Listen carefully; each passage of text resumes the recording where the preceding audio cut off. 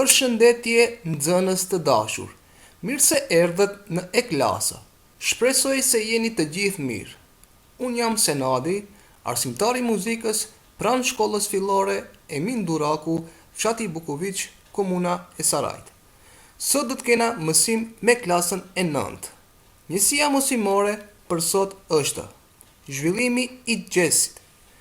Qëllimet e kësaj ore janë nxënësi dhe nxënësja t'i kuptoj karakteristikat e zhanreve të ndryshme të muzikës jazz, t'i vlerësoj vlerat e muzikës së popularizuar dhe t'a dalloj muzikën jazz përmes dëgjimit.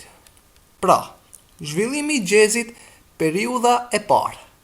Periudha e parë, e cila zgjat nga viti 1895 deri në vitet e 20-ta të shekullit 20, quhet periudha e stilit New Orleans ose periudha e jazzit të ngrohtë. Drejtimet karakteristike të kësaj periudhe janë ragtime dhe bluesi. Karakterizohet me melodi të improvizuara, të interpretuara me instrumentet evropiane, siç janë boria, klarineti, tromboni dhe me instrumentet me goditje. Këtë stil e pranuan edhe amerikanët e bardhë dhe të njëjtën filluan ta interpretojnë. Kështu u krijua stili Dixieland, i cili më tutje mbeti vetëm stili i të bardhëve. Karakterizohet me improvizim edhe më të madh solistik të instrumenteve melodike dhe në tërësi të gjithë grupit të instrumenteve. Zhvillimi i jazzit, periudha e dytë. Si qendër ku jazzi e përjetoi zhvillimin e tij është qyteti i Chicagos. Në periudhën nga viti 1920 deri në vitin 1930, në Chicago u paraqit qendra e ashtu quajtur swing. Në këtë stil paraqitet saksofoni si instrument i rëndësishëm melodik.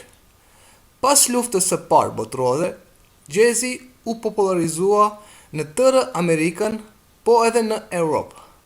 U formuan shumë përbërje, jazzi, big band, ndër grupet e njohura të kësaj periudhe janë edhe grupet Joseph King, Oliver dhe grupi Duke Ellingtonit. Zhvillimi i jazzit, periudha e tretë. Në vitet e 30-ta të shekullit 20 u krijua stili i ri i quajtur swing. Më vonë të popularizohet si muzikë për lojra. Karakteristik për swingun janë përbërjet e mëdha në të cilat për shkaqe teknike improvizimi tani më nuk mund të ishte i përbashkët, por ai mund të koncentrohet vetëm te solistët.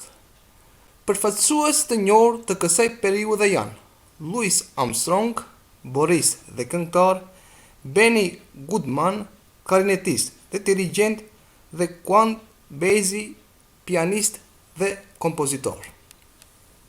Zhvillimi i jazzit, periudha e katërt.